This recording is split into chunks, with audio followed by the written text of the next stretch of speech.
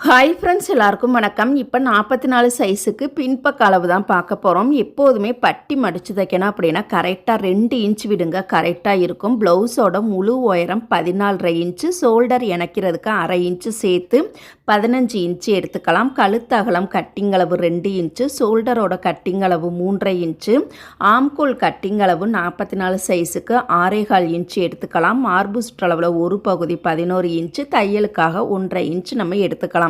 பின்கழுத்து இறக்கம் பார்த்தீங்கன்னா 9 இன்ச் நம்ம எடுத்திருக்கோம். அந்த கஸ்டமர் போட்டிருக்கக்கூடிய அளவு ப்ளவுஸ் பார்த்தீங்கன்னா எல்லாமே ஏற்றமாகவே இருந்தது.